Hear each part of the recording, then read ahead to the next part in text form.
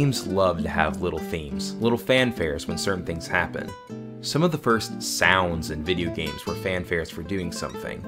Very few games in the 70s and early 80s even had music, so sound effects and short themes were the order of the day. Many old games liked using public domain or classical music for their ditties, like Chopin's Funeral March playing when you die in Midway's 1975 classic Gunfight. Other games made assorted cultural references in their sound, like Pitfall's Tarzan-like chant. Donkey Kong stepped up music in so many different ways, but most of those reasons are part of different episodes. For now, listen to the opening, which seems to come from Dragnet, which itself is from a 1946 movie called The Killers.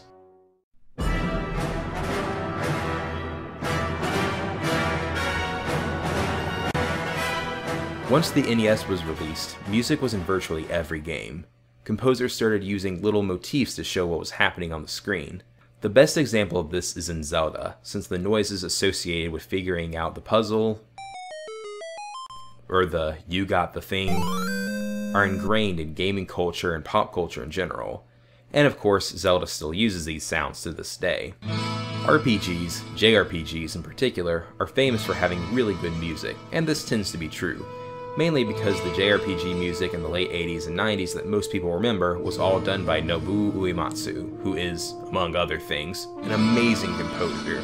His contribution to this episode is in the victory themes from the Final Fantasy games.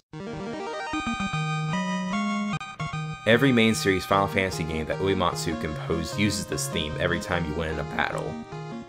Though the rest of the song is a little different in some games, the initial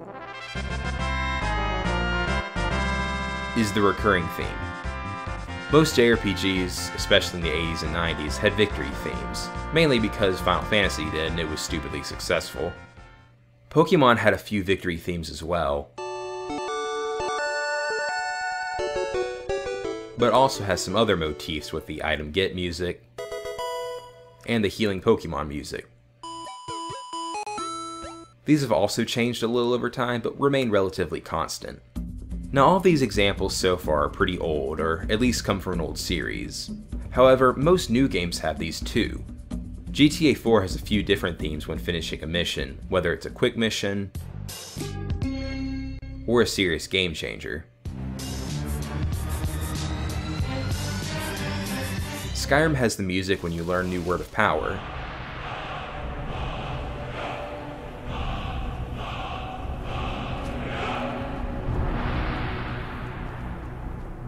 Just Cause 2 has the themes when you discover certain things or when your wanted level goes up.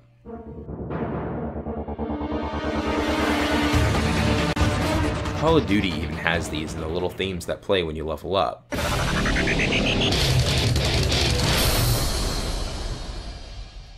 So while not every motif in game is as catchy as Metroid's item fanfare, or Metal Gear Solid's alert sound, all games have these motifs, so listen out for them. Also, some of these motifs are motifs in the true classical sense, meaning that you hear them often throughout the game's music. Of the games I mentioned, Skyrim is the best example of this.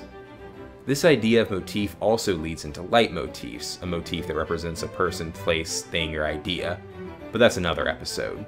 That's all for this week, but until next time, listen well.